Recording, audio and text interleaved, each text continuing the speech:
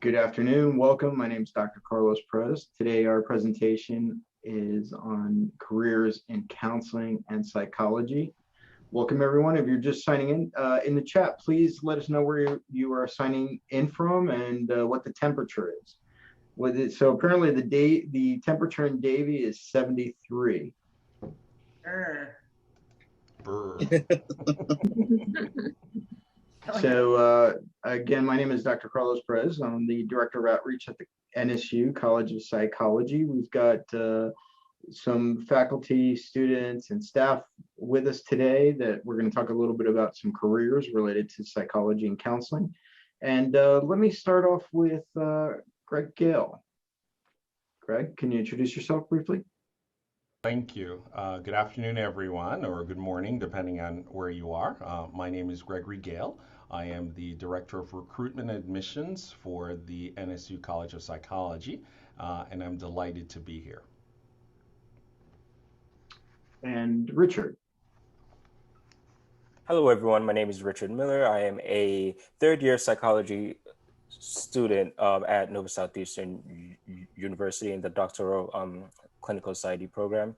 And I'm currently concentrating in forensic psychology. If you have any questions, please definitely let me know. And just to let all of you know, I will not be able to stay the entire time. I will have to exit at about 12:45-ish. I'll put my email down. So if anyone has any questions, definitely please do email me and let me know. Thank you so much, and I'm very glad to be here. Dr. Owens. Hi there, my name is Dr. Anna Owens. I am a full-time faculty. A little bit something unique about me is I teach in clinical mental health and school counseling.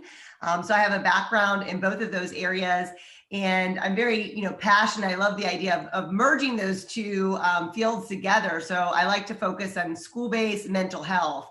And how we can kind of break down some of those barriers and create access to schools. And I know schools have been through a whole lot this past year, so they're really going to need a lot of additional support moving forward. So very happy to be here today. Dr. Nicholas. Yes, good afternoon, everyone, or good morning, depending on where you're calling from the world. My name is Dr. Yarly Nicholas. I am an proud alumnus of Nova Southeastern University. My background is in mental health counseling, as well as in marriage and family therapy is where I got my doctorate. And I affectionately known as a sports family therapist. My passion and areas of interest is really focusing on athletes and their families, as well as really challenging the dehumanization of athletes. I'm really passionate about cultural diversity, as well as working with execs and leaders. So I look forward to engaging in this conversation. Diana. Hello, everyone. I'm Diana. I am a third year in the school psychology program at Nova Southeastern University. I am going to be going on my internship at the school district of Palm Beach County next year. So I look forward to that as it's part of the program. And I'm really excited to talk about school psychology with everyone. School psychology is a great field. And I don't know if you've noticed, Richard, we've already got a question on forensic psychology. We'll come to that. But let me do a very quick little poll just to see, and let's allow panelists to interact as well. I'm attending the webinar today as a student, mental health professional, community member, a medical professional, an educator, alumni, student, or other. I'm just going to take a quick little poll. Over half of the participants have voted, and 5 more seconds. 5, 4, 3, 2, 1. And let's see. So the number one is students, and we've got closely followed by mental health professionals, some alumni, community members. So we've got a very diverse audience here. And let me just ask another quick question. And have you, regarding your attendance of webinars, this is the first time attending an NSU webinar. So you've Looks like everybody knows how to vote here. So approaching 50%, 70, and we're going to close up in 5, 4, 3, 2, 1.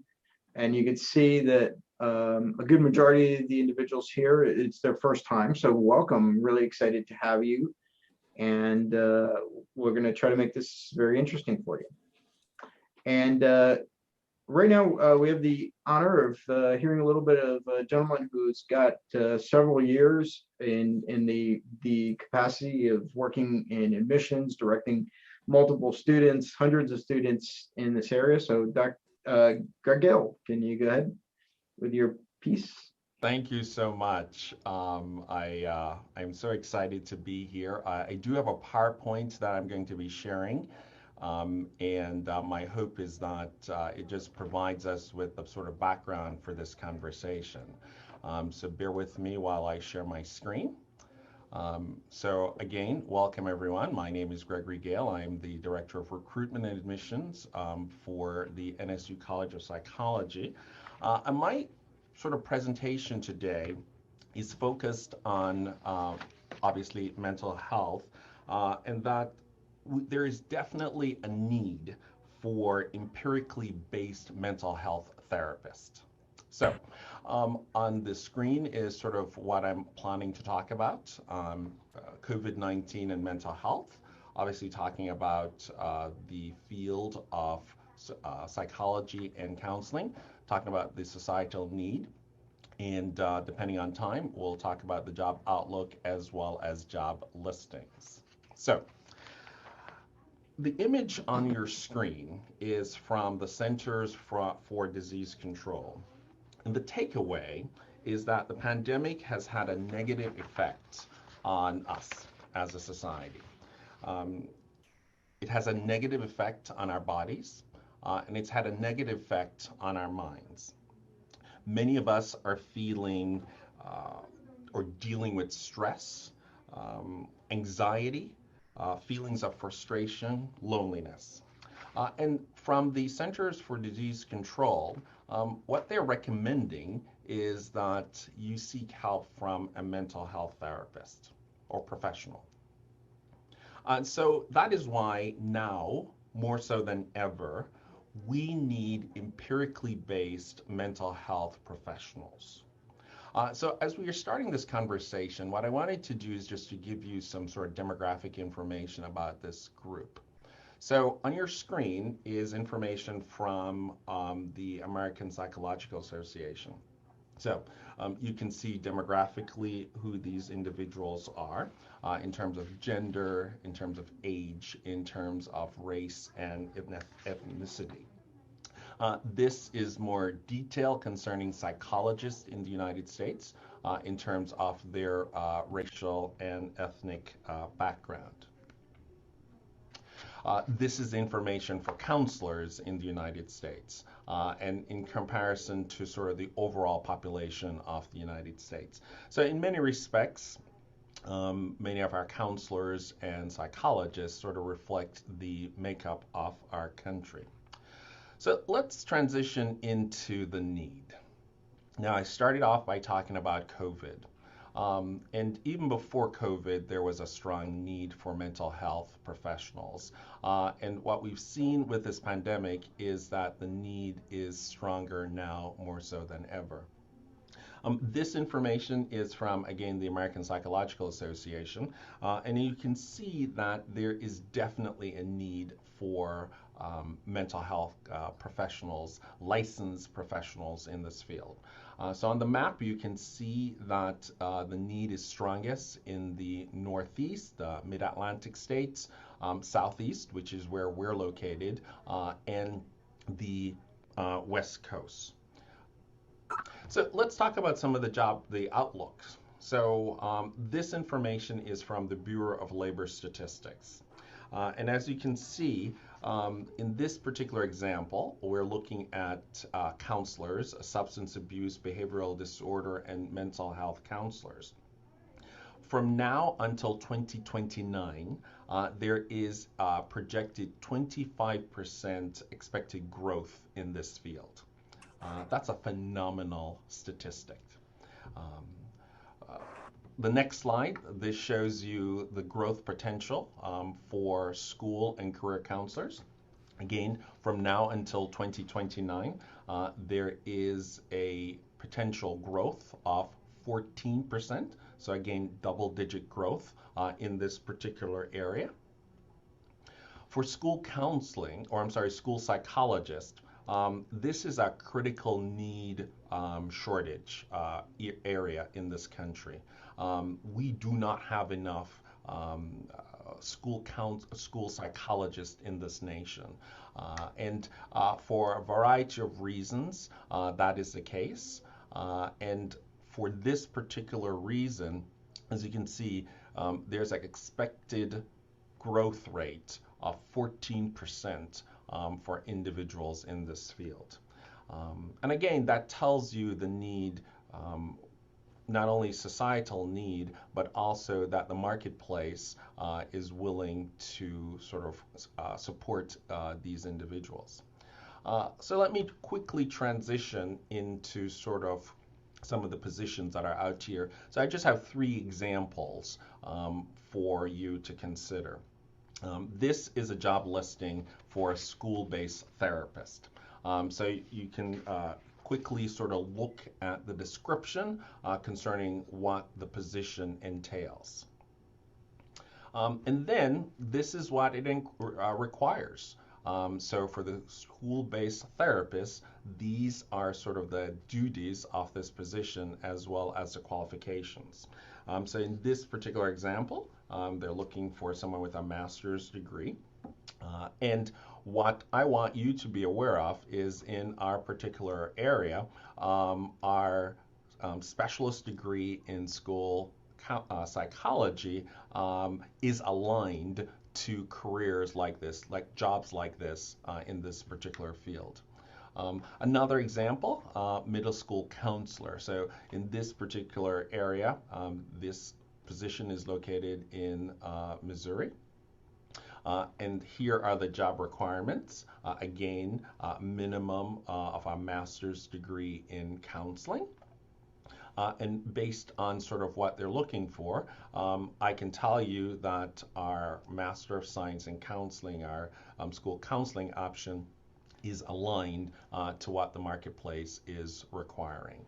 And last but not least, I wanted to again show you a job description. This is for a clinical psychologist. In this particular requirement, this sort of position is looking for individuals who can do assessment and evaluations, etc. And here you have, again, more of the requirements of what the ideal candidate would have.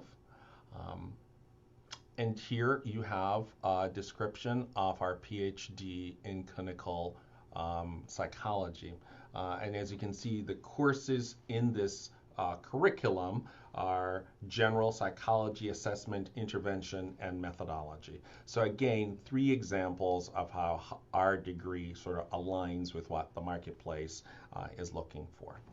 So with that said, I'm going to stop my presentation and hand it back over to Dr. Perez. Thank you, Greg. So, I actually have one question for the audience out there. Who's feeling stuck? Who is feeling that they're not sure where they want to be, what they want to do? And we'll see the chats. Tell us a little bit about yourself, what you want, what you're interested in. And I'm going to go back and ask our panel as we can see the questions. Tell us what you're considering. Panelist, I just want to start with a very basic question. What made you pursue the career you're in today in psychology and counseling? Perhaps we could start with Dr. Owens. Yeah, sure. Great question. And I know some of you are, saying in the chat of feeling stuck or unsure. And I think that's okay, right? We don't always know what we want to be when we grow up, and that can evolve and change over time. I know it certainly has for me. So I had started out being a school counselor in Palm Beach County for about 5 years, went back to school for my doctoral degree, and in that time decided to also pursue licensure for clinical mental health.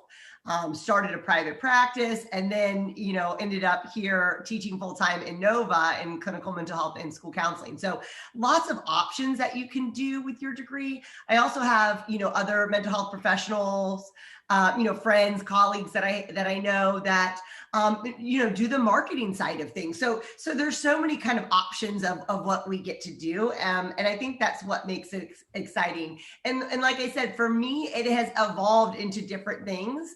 I really love presenting. I love engaging in conferences, going to conferences. I know that's sort of been a little bit on pause for this past year with COVID, a lot of virtual stuff happening. But I think we can kind of see some light at the end of the tunnel, right? And on the horizon of getting back to some of those things that really engage us and spark our interest. So that's one thing I would say to you is find something, find a home, whether it's a professional organization, something like that, where you feel connected and engaged with like-minded individuals as professionals. And then, these colleagues kind of turn into friends. And that has been a real joy for me. So I don't know if you're reading the side commentary, but I just saw something I've seen many times is I'm feeling stuck as a teacher. And one of the things that occurs in our world today is people often will have 2 or 3 careers in their lifetime. Correct. Perhaps we could go to Dr. Nicholas. All right, I'm trying to get the mute button. So great question. I think for me, my journey, I like to say metaphorically, I was like a phoenix rising from the ashes. I started off as a pre-med, majored in chemistry, but I noticed I got all A's in my psych classes.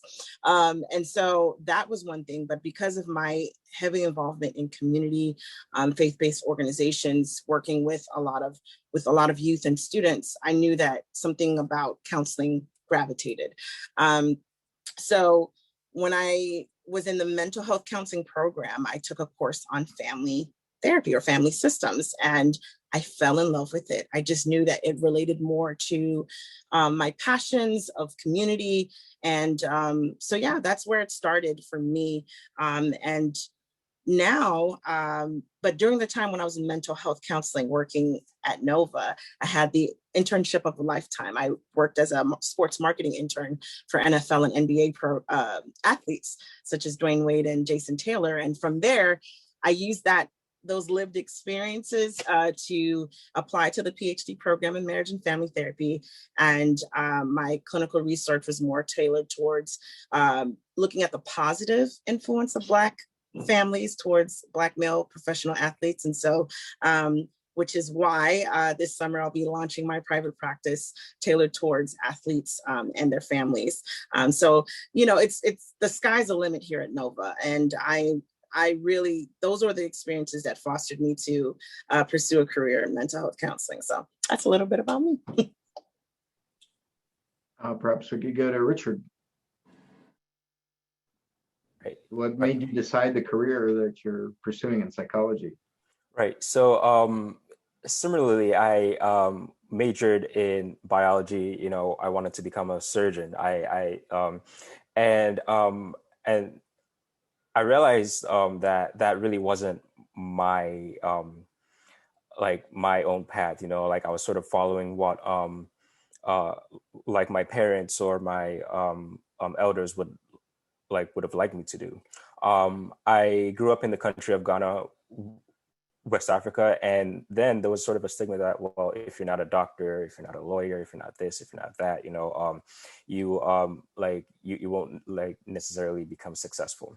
So I majored in biology at the University of Connecticut, and I did poorly. I did very, very horrible. I got dismissed from school twice, and it was a very, very difficult time. And I realized that, I needed a change. So I did some self-searching, some soul-searching, and I decided to pursue majoring in psychology. And once I started taking these classes and once I started like learning more about the field of psychology and clinical research, I was like, this is what I want to do. This is my niche. This is what I want to pursue. And it just didn't stop there. Like I realized that, mental health really isn't taken as seriously as, physical health and medical health. So I sort of wanted to advocate and be able to influence, the importance of mental health and mental health research, because it is needed. It does really need to be boosted, and that's how I ended up in this field, really, because like I really wanted to make an impact in the lives of other people. So that's how I really ended up in here. Diana, can you give us a little insight? Yeah, so I originally received my master's in family, youth, and community sciences because I've always been interested in working with youth. So following that, I worked in the dependency system with foster care youth and received a few different experiences there. I started noticing that a big barrier within foster care youth was educational needs. Basically, a lot of the times they were in and out of foster care. They had a lot of difficulties in the home. And because of that, there was that missing piece of education. So I started focusing more into other programs and looking into what else can I do. And that's when I found the school psychology program, because that's where basically education and psychology meet.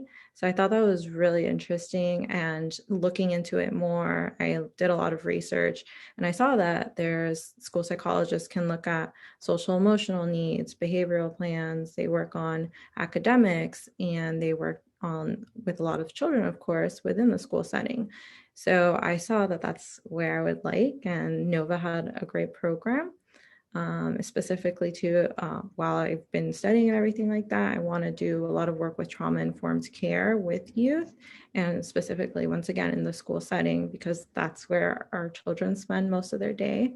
So that's kind of how I ended up in school psychology.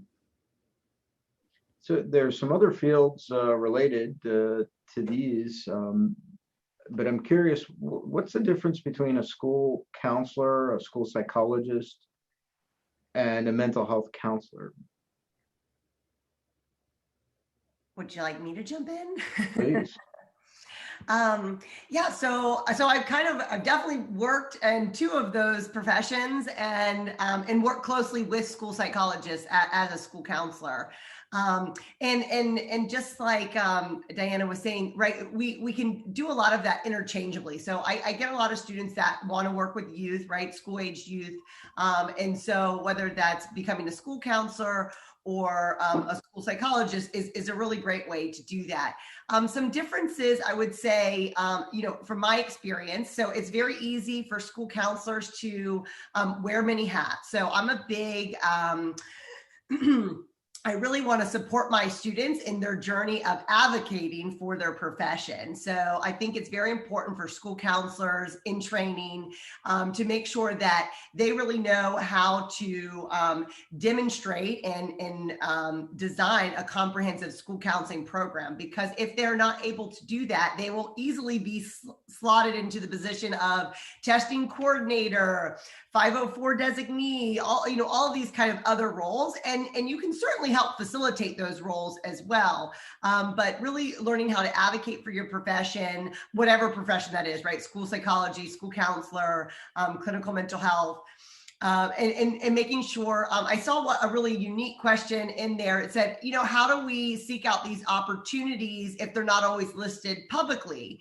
And this kind of goes for all of these mental health professions that we're talking about today, is it's really important to network, right? And that starts as a graduate student or even before, and building that network of community partnerships, right? So whether you're in a school, whether that's with a professor or a licensed mental health counselor, whatever that is. So I definitely believe in that and building that network. It's never too early. I am the president of the Mental Health Counselors Association in Palm Beach County, and we are a group of essentially therapists, and we offer, continuing ed trainings. Obviously we had to merge everything virtually, but how we used to set it up was we would do sort of a lunch, meet and greet, and then have the 2-hour CEU training afterwards. And we're, again, looking on the horizon of saying, hey, maybe in October, this year we can start doing some social distance in-person events.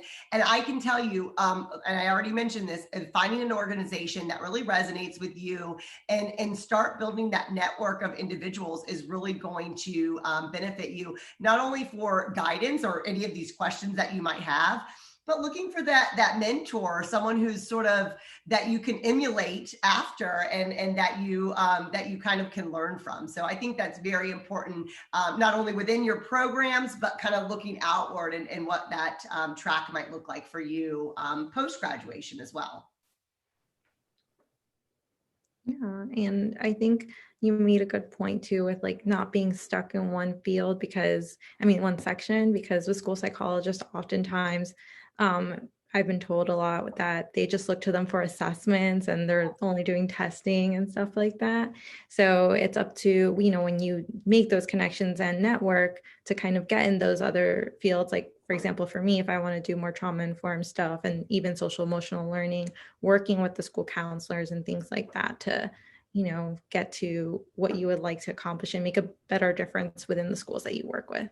Yeah, and I didn't want to shed any negative light on that, but there's a lot of assessment piece for school psychologists.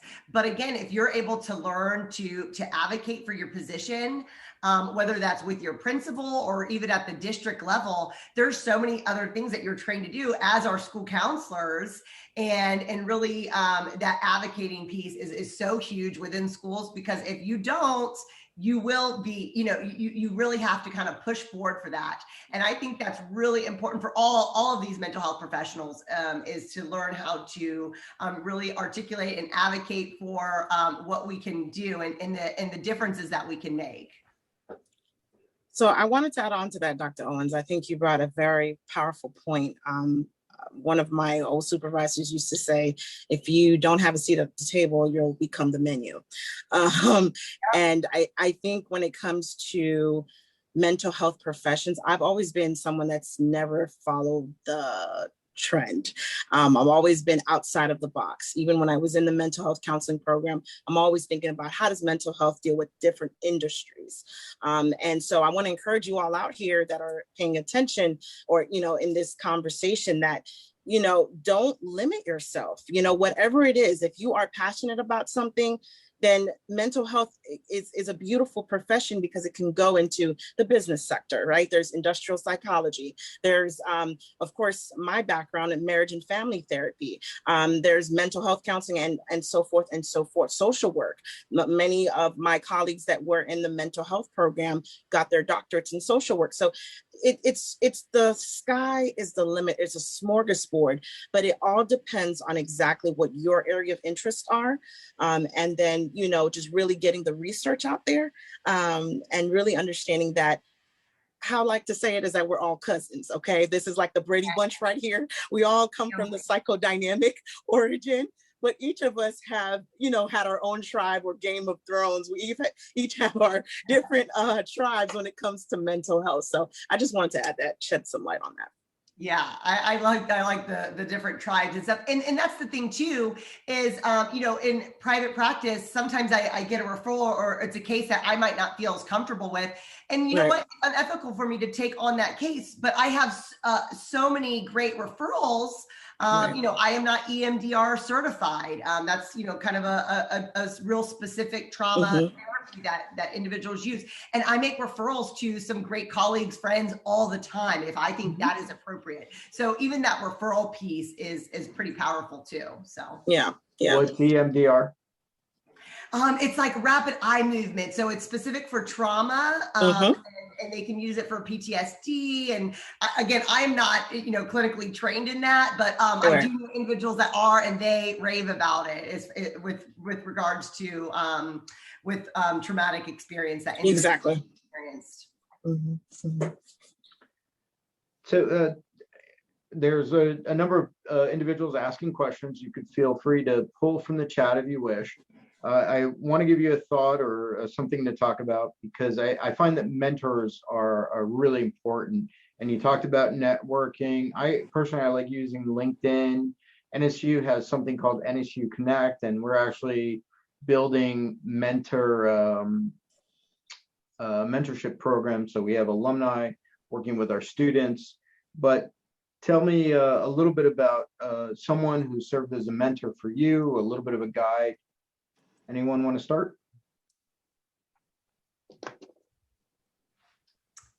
I can jump Go ahead, in. Anna. Don't want to storm over. I have a really great success failure story. So when I applied for my PhD program, I was not accepted.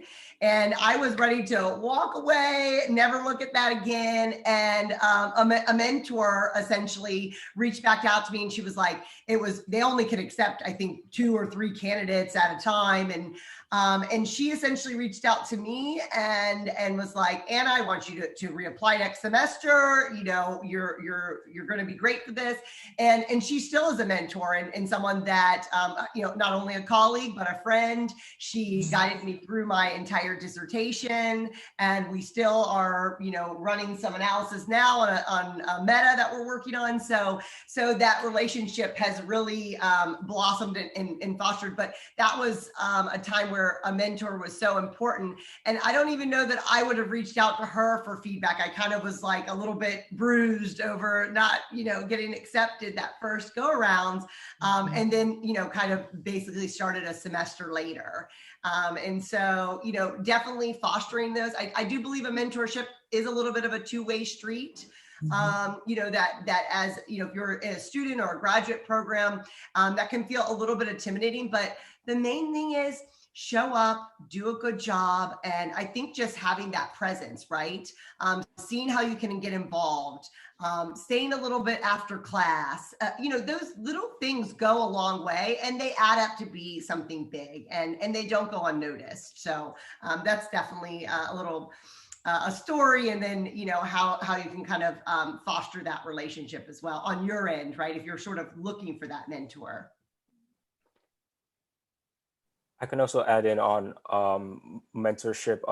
I've had several mentors in the past, and I still keep in touch with them, and I have current mentors at NSU. What I look for in a mentor personally is someone who would like to push me beyond my limits, someone who wants to see me succeed, someone who sees that I'm not doing my best, and then says, take that extra step, take that leap of faith. Don't worry, I'm going to help you do that, And I like what Dr. Owen said about mentorship is a two-way street, because when these mentors showed an interest in my growth, I in turn wanted to, stay after class, get their numbers, and call them. If I had any questions, some of my mentors will be like, "Hey, if you have if you have a question and you thought about calling me and you didn't call me, you made a big mistake." So always I was always interested in seeking their advice and seeking their wisdom, because they were in turn interested and invested in my growth as well. So that's what I personally will look for in a mentor, and it's been working great so far. I'll also add on to that as well. Mentorship is the reason why I am who I am today. I as a first generation Haitian American student going into grad school, I always say this: I started Nova with a bus pass and a big dream. And it took one person to see the fire, the passion in me to rise. And so I have mentors, like I'll piggyback what Richard just said. I have mentors for the professionalism side, the network side, I also have mentors that are also here at NSU that help me to matriculate, just even writing a CV, just the basic things that a lot of times our undergrad programs don't necessarily prepare us for. They definitely prepare us for the content, but the realistic, graduate level networking, how to run the room, things that I didn't know. So I am humbled for those experiences. Of course, my mother, who's on the call too, I love you, Mommy. She definitely taught me about class, and she always says class is not cash. So class will take you to places that you never thought you would go to. So those are the individuals. Dr. Ann Rambo in our doctorate program at MFT, she really took time to mother me in the program.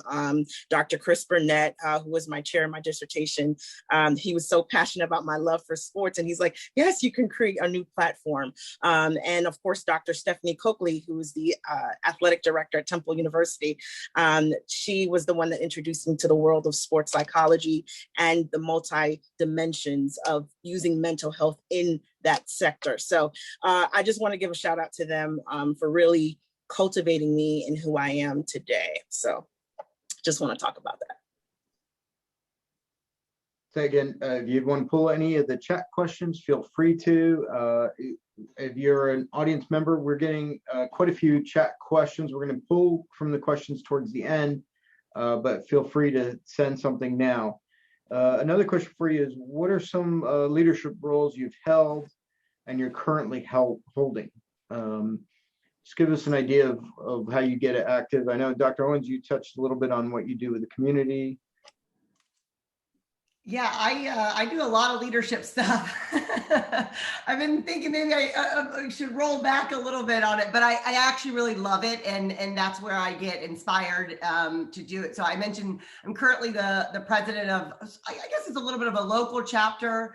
There's so many acronyms out there, so don't get overwhelmed with them. But you have FOMCA, the Florida Mental Health Counselors Association, and then we would be sort of a local chapter here, focusing really more in Palm Beach County and Broward, a real robust group of individuals. I think we have somewhere 200 to 300 members, and same thing. I've started sort of an emerging leaders program there. I invite my graduate students to attend.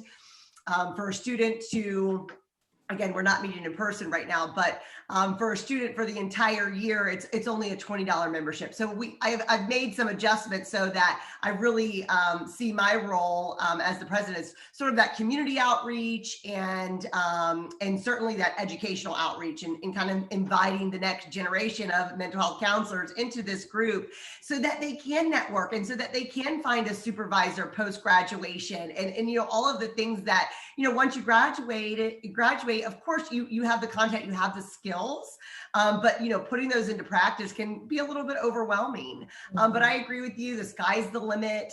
And if you want to develop your own private practice or a group practice, whatever those goals are, you can do it. But it helps to have someone along the way or individuals along the way that you can, kind of emulate what they've already done, right? And then kind of create that for yourself and what's going to work for you and for your family.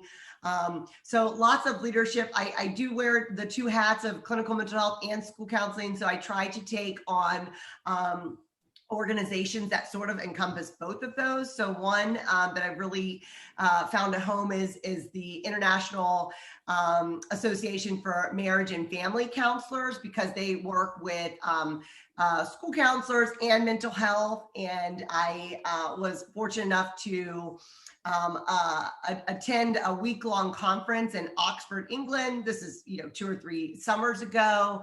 They do this institute every year. And I mentioned conferences, which I love, but this is more of an institute. So I think they cap it at around 50 participants. And if you ever go to some of these conferences, they can be a little overwhelming, right? There's thousands of people, everyone's in and out. And it can be harder to make those connections. So I also really find the value in some of the smaller organizations and even at the local level well, this one was international, but even, the one that I am currently the president of, kind of finding something at your local level, and that's going to kind of help you grow within your community. So finding something, things that you're passionate about, but definitely there's so many different organizations out there. So finding something that's a good fit for you. And that can kind of support your professional development, growth, and learning post-graduation. I'm a real big pusher of that. I think that's super important. If you do private practice, it can be a little lonely, right? If it's just you and you're not in a group setting. And so finding that peer supervision, those kind of things are definitely pretty important as you progress through your career. Yeah, we have some people that are still asking a little bit about what the difference is in some of the careers, and we didn't really even touch on higher education, where many people go into that field in counseling capacities as professors. Any thoughts on higher ed, the field of higher education? Perhaps Greg, you could help me out a little bit with this. I was waiting for you to call me. You've been quiet. I was like, I need to zip it for a minute. Well, I actually have been looking at the chat and trying to answer as many questions as I can. So you taking? Yes, as I said before, as part of my PowerPoint, this is an amazing, rewarding field to be in. There's such a need for individuals we can live without many people in this world, many kinds of professions, but I don't think we can survive long without clinically trained mental health professionals. And so you have the ability to look at academic programs from across the United States and decide the best fit. From what we do know, for at least when we look at our applicants, many of them are motivated by this altruistic need to help others. So they've experienced some sort of event, trauma, or they've seen something, and they want to make sure it doesn't happen again. And so they will search for a particular area, whether it's in counseling or family therapy or psychology, and choose a program that aligns with their desire. The modality or how these programs are offered will vary depending on the program. So there's some programs that are traditionally face-to-face. They feel more comfortable with that kind of teaching style. There are others that are completely online. And so individuals are able to continue to work in their full-time jobs, and are able to progress towards a degree. Others provide a hybrid where you can take courses online and take courses face-to-face.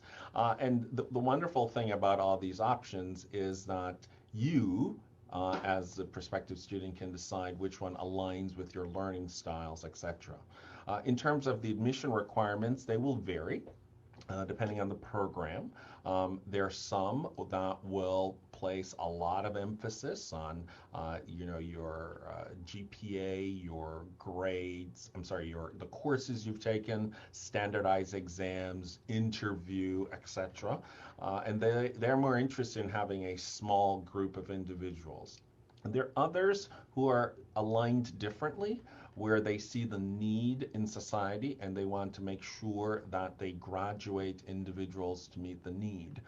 And so they're looking at an applicant holistically. I noticed that many individuals in the chat talked about they're in one particular profession and now they're interested in profession. And that is incredibly common. So we have lots of individuals who had no intention of going into this field. They went into law, business, etc. And at some point they said, what I'm doing isn't rewarding, and I want to go and do something that's rewarding, that I can give back to the world.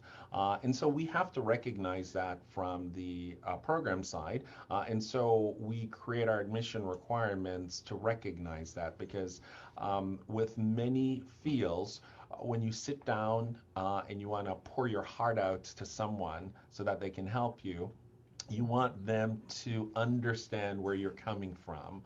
You want them to recognize your journey, and you want to feel comfortable sharing it with them. And so,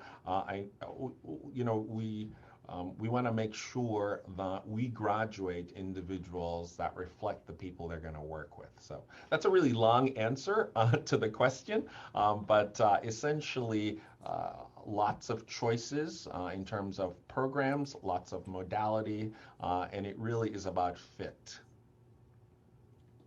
So we're going to lose Richard in just a minute.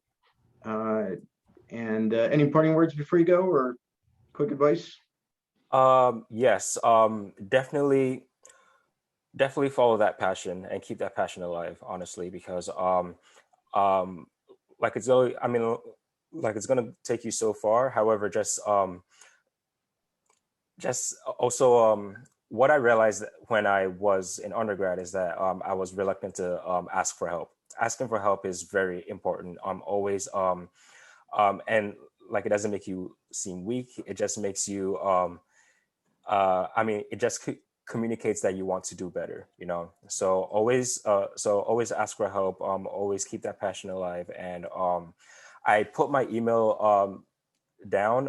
It must have gotten lost in the chat. However, I'm going to put it down again. Definitely email me if you have any questions, comments, or concerns, and I'll be more than happy to assist you in the best way that I can. Thank you, Richard. And going right on that, as far as asking for help, this is not a one-time conversation. Your entire future is not going to be all ironed out in 1 hour session. We're available to have individual sessions with you. A lot of the questions that people have put into the chat are going into some detail, some very specific transfer evaluation and that sort of thing. We're here for you on that, and we're happy to assist you and try to guide you, but it takes a little bit more time and a personal conversation. So we will provide Zoom sessions, but today we're kind of talking in a little bit more general terms, and really wondering what kind of advice our panel can give someone who's starting to look in different careers, perhaps has bounced a little bit from one or the other. What's your aha? How do you know where to go? What's the advice? I think for me, it was talking to the faculty before. So I was able to reach out before I applied and stuff. And then they kind of just gave me the feel that they were very passionate about the field of school psychology as well. I also looked at the National Association of School Psychology website, and that has an abundance of resources, because at first, as I mentioned earlier, I wasn't really sure what that field looked like because I hadn't really heard of it. And looking at that website kind of gave me like so much of an insight that I was able to kind of understand, yes, this is what I want. And hearing from the faculty that, the students could do it. I was also recently helping out with interviews with the faculty and talking with prospective students. And we all kind of gave similar advice of like reaching out to the faculty, because in the graduate program specifically, they are available to you. It's not like undergrad where you're in a big, like a large class and you're kind of afraid to reach out to the professors. Here you're in a smaller cohort and the professors all want you to succeed. They want to serve as your mentor, and that's how you build those relationships. Dr. Owens? Yeah, I'm just looking at some of the, questions over here in the chat as well. And, about getting stuck in one particular field. So I think I'm sort of the poster child for that, is that I've been in so many different areas of mental health, right? So now I'm a counselor educator. I've been a school counselor. I did private practice. I'm a registered intern. I saw something, a question about, what do you do for that transition period? Because, post licensure, before your license, once you graduate, and then you're for clinical mental health anyways, you have 2 years of being a registered intern. You're like, gosh, wasn't I in school? And now I have to be a registered intern again. So it can seem like a long road. And so I'm just going to kind of tail back to that advice of finding that network of people, that support system post-graduation, not just at the university level, which is important, right? Those mentorships, but also out in your field of practice within your community. And I always say, I don't know a ton of therapists down in Miami, but I know a ton in my area. And more than likely anyone contacting me for, individual counseling or family, they're going to live right in this area, this general area, maybe 1 or 2 cities away. I live in Boca Raton, right? So I don't get many calls from Wellington or from Hollywood Beach, but I get a ton of calls from people in Boca, Deerfield, Delray, within kind of that 20-minute radius. So mental health has to be accessible as well. So as far as, if you are a registered intern or you're in your graduate program, graduating soon, what an exciting time for you, is making sure that you reach out to that network. I know that Greg did kind of post our information. If you are in this kind of South Florida area, you certainly, you could reach out to me either way, but you certainly could reach out to me about ways to kind of get involved. I know I mentioned a few, but then also finding that good fit for you. And so those would be sort of some parting words and advice is to definitely make sure we're seeking out those opportunities, and we know kind of who to call, right? If we have a question. There's certainly cases that I get that I'm like, gosh, this is a really complex, challenging case. And I'm glad that I have colleagues and other mental health professionals that I can send a text to or call to and really ask them, like, gosh, I feel like I've tried a lot of things at this point. I don't know what else I can be doing to support this individual. I work a lot with children and families. So some complex cases. So definitely having the peer supervision group as well, I think is super important. Some other advice that you would give someone starting their career. How did you decide which way to go? Or you can pull from one of the questions. I do want to encourage our panelists just to flip through and see if there's a question that you could address so that we can, I know Greg is diligently responding. I see that clinical psychology is waived for fall 2020, the GRE. Nobody likes standardized testing. Well, maybe some people do. And actually, that brings me back to school counseling and school psychology. And if somebody was asking and they were begging us to differentiate, give me one sentence, Diana and Dr. Owens, one sentence between school psychologist and school counselor. What's the difference? And we'll get to you, Dr. Nicholas, on that one. Okay. Dr. Owens, you want to go first? Well, I think a major difference is that assessment piece. So typically school counselors do not engage in assessment. That's not part of their trainings. What school counselors, so definitely check out ASCA, American School Counseling Association. I know Diana also said, the school psychology websites. So check out those resources for you. And then that way you're able to make the determination for yourself. But so I would say a big piece would be the assessment. And so school counselors really focus on, social, emotional, academic, and college and career readiness. So those are sort of the big heavy hitting things. And of course we are, there's going to be crisis managing, bullying, all of those things are sort of involved in creating a comprehensive school counseling program. I know there's definitely a need for school counselors as there is for school psychologists. So whatever career path you feel drawn to, there's pretty much a guaranteed position for you, right? The field of mental health in general, especially, in this post-COVID world. I don't know if I can even say post-COVID right now, but we're transitioning to the post-COVID. Schools across America realize that, whoa, our social emotional needs need to be at the forefront, that we can get rid of standardized testing, which they're actually not doing this anyways in Palm Beach County or, South Florida in general. They're rolling forward with standardized testing this year, which I think is pretty crazy, but regardless. So the term assessment, is that basically a test that you give young people? Is that what a school psychologist is doing? And what are you assessing?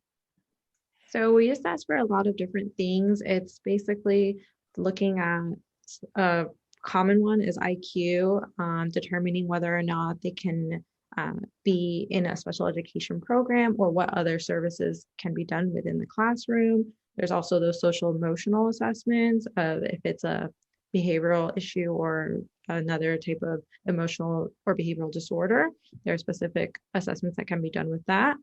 And it's a bigger picture. So it's not just the one test in a sense, it's looking at the background, the developmental history, and all that together to paint the picture for the child to see what services the school can provide.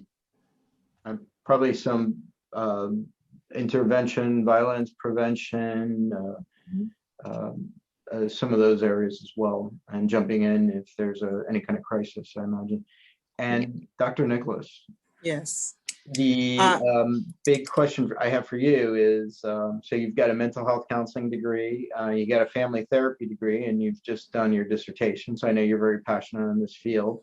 Then there's also social workers, the similar license, and of course, psychologists. So what kind of advice or differences can you bring out that people can distinguish? Sure. I know we're pressed for time, so I want to make sure that I clarify I love speaking metaphors. So I mentioned earlier that we're all cousins, right? Our great grandfather is psychodynamic. So when I think it was Irina on the chat, Irina Melvin asked the difference between list of acronyms of defining each. The main difference, okay, so obviously the similarities is that we're here to help, right? I'm just keeping it simple. But the difference is oftentimes, at least from my experience, mental health and marriage and family therapy is a theoretical framework. What do I mean by that? The lens that I work with my clients, right? So with family therapy, it's the way that we're trained to be systemic thinkers. So it's not just, okay, well, you majored in family therapy, that means you're going to work with families. No, they're just like Dr. Owen said beautifully, and Diana, you guys were talking about the interchange and utilizing it in different spheres. Marriage and family therapists have been consultants. They've worked in organizations, collaborating with IOs, right? So let's just briefly define the acronyms. LMFT, licensed marriage and family therapist. Dr. Owens also talked about registered intern, right? So that's that phase before licensure, getting your clinical hours.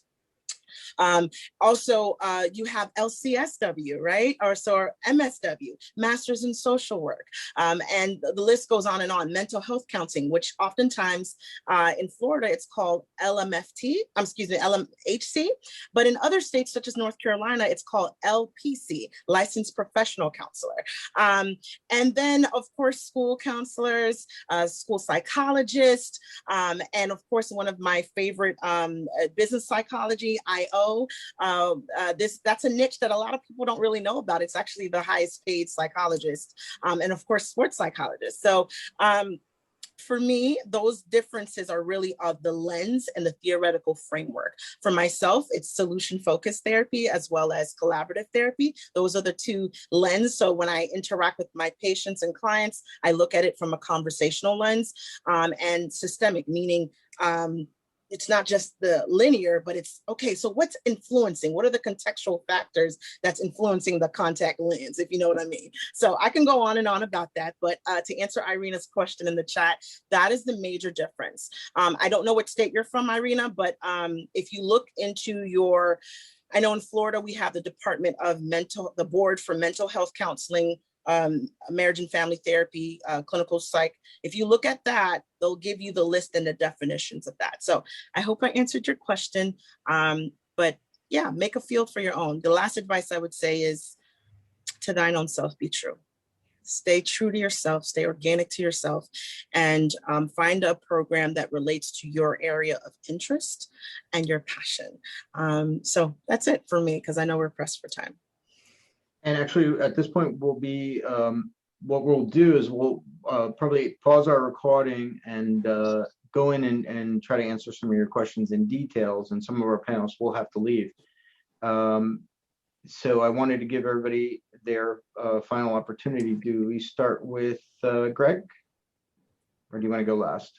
Well, just to let you know, I'm happy to continue this conversation with anyone. If there are questions that were posted in the chat concerning enrollment or just academic programs, I'm happy to stay here and answer those questions. Any other parting words?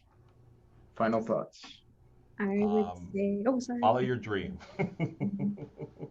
Yeah, just the sky's the limit. There's so many. I really like what you were saying about, you can really make it your own. And I think that's sort of the beauty. And what we do is we all kind of come to this field because it's a helping profession. And we want to help those who have experienced, different trials and tribulations in their lives. And so, I think it's very important to, like you said, picture yourself, find your passion, and it can be really exciting, very rewarding. So I actually do need to pop off because I have another call right at 1, but it was really great. Thanks for everyone who joined us today. And I know you added our information in there, Greg, as well. So hope everyone has a great weekend. Thank you, Dr. Owens. Bye-bye. Any other parting words? I would say to definitely also find your passion and look at all those different resources within the national associations and the state associations, because each state also has for example, Florida has the Florida Association for School Psychologists. And through those websites, you find a lot of information and even connections too for those networking, and even looking at potential graduate programs as well. So great point, Diana. Everybody needs to do their homework. We continually do our homework. We're doing it every day. And Dr. Nicholas, so we could, any final words? Yes, I think I said it before, to thine own self be true. Also understand that, it doesn't matter where you start. It's all about how you finish. And I know it sounds very cliche, but many students, maybe you're on here, maybe you're just trying to figure out life. With the right crowd, the right crew, you want to be around individuals that see you and not just what you can do. So the inclusion part is really something that I loved about my experience at NSU, because my professors they had an open door policy. And so I think that's important. Just making sure, like Diana said, do your research, ask questions, and don't be afraid. Don't be afraid to take the leap, because I did it and I do not regret it. So yeah. Again, thank you very much for joining us.